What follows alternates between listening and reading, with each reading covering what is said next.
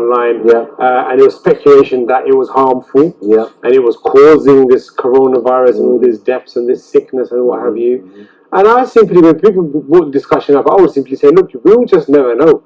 We just won't. No one's going to come out and just say black and white that yes, 5G caused this, that, and the other. But you know what? We can certainly speak to people and find out a bit more, right?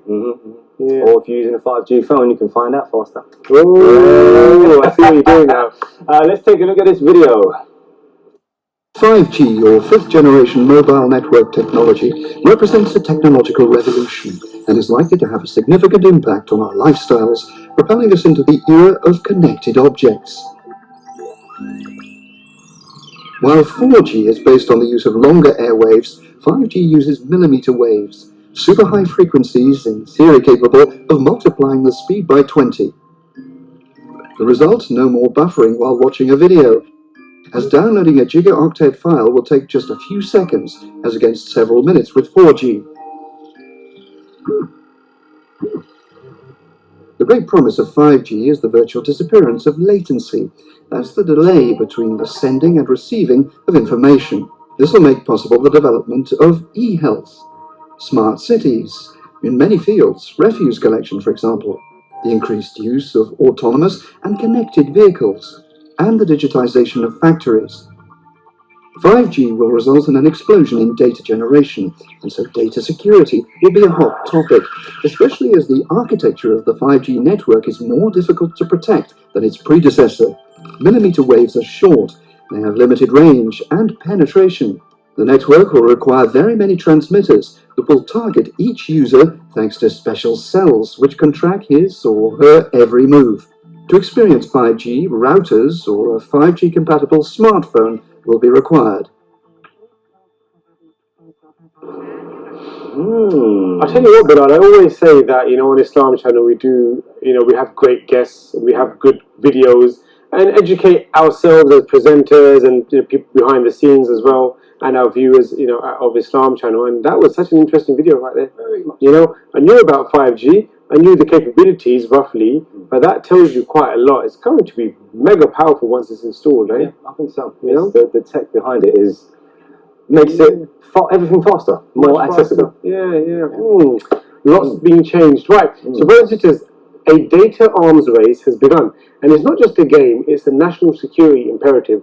That is the title of an article published lately by Brother Jamal Ahmed. And he was an expert and the executive of Kazient Privacy Experts. Now, I'd love to speak to Brother Jamal to find out a bit more about what he does. Assalamu alaikum, Brother Jamal. Wa alaikum assalam wa rahmatullahi wa barakatuh. How are you? Alhamdulillah, we are well. We hope you are in the best of health and iman also. It's great to have you back on the show, alhamdulillah, and so much to ask and so much to learn.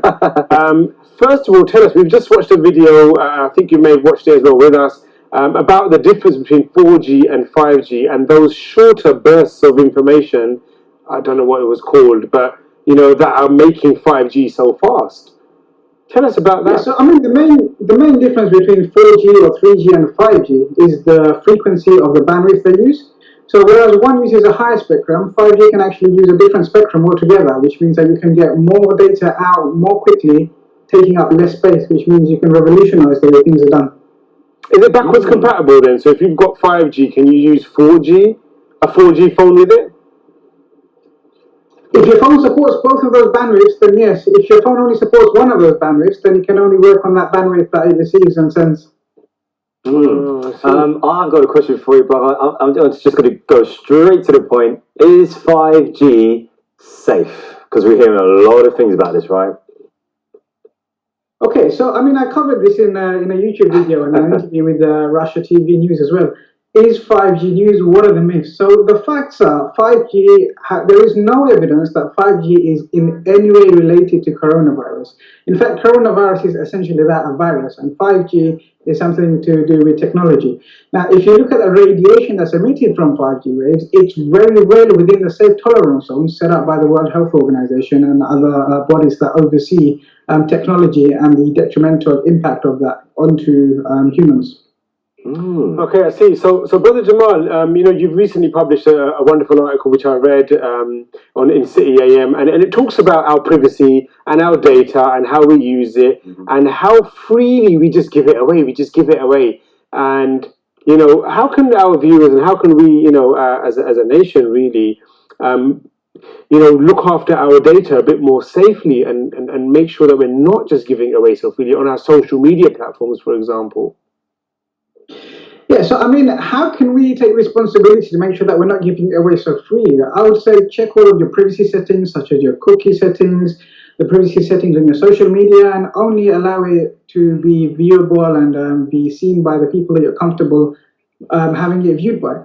The problem we have here, and the problem I spoke about when we looked at City AM, was foreign powers profiling each and every one of us, trying to understand us. What do we like? What do we dislike?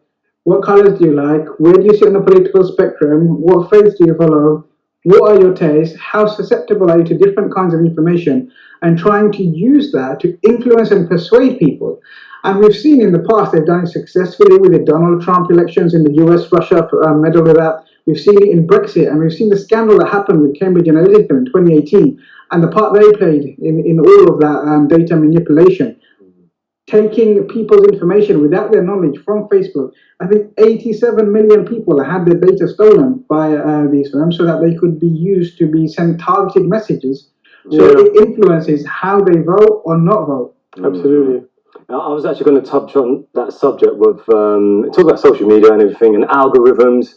For example, how do we really protect ourselves? Because these companies, they will, like you say, they will steal information from us while we're sleeping, or they use information but we don't even know we've given them permission, like with the cookies and everything. So these algorithms are working all the time, but what can we do about that? Because everyone uses social media, right? Everyone does use social media, and I think the point I was trying to make was wider than individual use of social media, and we're trying to say it needs to be dealt with at a state level, so governments need to take responsibility to make sure that foreign powers are not spying on their citizens. Foreign powers are not having free access to people's data and being able to profile them, because we've seen in the past, people in times of war and in times of battle, people use targeted messages. So in Syria, in Afghanistan, you saw even in World War II in the East, armies came and dropped leaflets.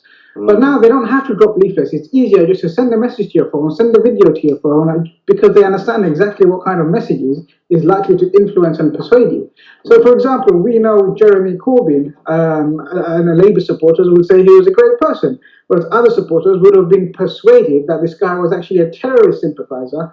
And where they would normally go out and vote for Labour, they decided, because of all this stuff they've seen on social media, misinformation, they decided, you know what, I'm going to sit at home, I'm not even going to go out and vote. So it can have real consequences on how decisions are made and how governments are formed. And even in the UK, we've seen meddling in the Brexit campaign. To what extent is still not clear, and we don't even know how much of an impact that's had on the referendum in Wales, for example. Look at that, eh? Well, this is why we say, like, it's a technological war at the moment, because these things were created to make the world a better place, a more fun place for people to connect. But it feels like that certain powers to be realized, hang on, we can really use this for our benefit and, and manipulate the minds of the masses, and it's really sad. It's almost like, who do we trust? Where do we turn to? We turn to Brother Jamal, of course. Alhamdulillah. Alhamdulillah. So can you give us, like, I know you've done this before on Islam Channel as well, but any viewers that are watching today, let's give them some tips and let's show them how can they be safer with their technology, their laptops, their phones. How can they protect their data? I have 3 top tips. The first top tip is try and use a VPN. A VPN is a virtual private network. You can get them for relatively low prices. And what that does, it creates a virtual private network between your device, such as your mobile, your laptop, your PC, and the internet. So people are less likely to be able to view what you're doing.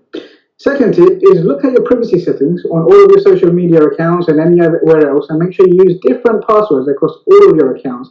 And there's loads of free password managers out there. So even if one of your accounts or one of your passwords was breached, it's unlikely that they have access to everything else about you, your financial details, your personal details, your preferences. So you want to keep them locked out of that. And if people get hold of the wrong information, it could actually cause you problems throughout the whole of your life with credit files and bank accounts and all of those things. So get yourself a good password manager. That's the second bit. And the third tip I would say is, if you're not comfortable with sharing something, if you don't want to be standing on Oxford Circus with all of this information for every passerby to see, then don't put it out there on social media. Don't put it out there, because lots of strangers, hundreds and thousands of millions of people will be able to see all of that information if you have a public profile. So only put out there what you want others to see about you.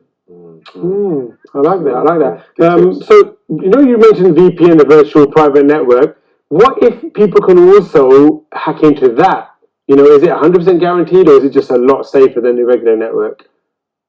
So look, I mean, if someone's going to try and hack you, let's just think like a criminal for a minute. They're always going to go for the easy target. A VPN gives you a safeguard to mitigate against that risk. If someone really wants to get into your computer and they're targeting you, there's probably a chance that they will.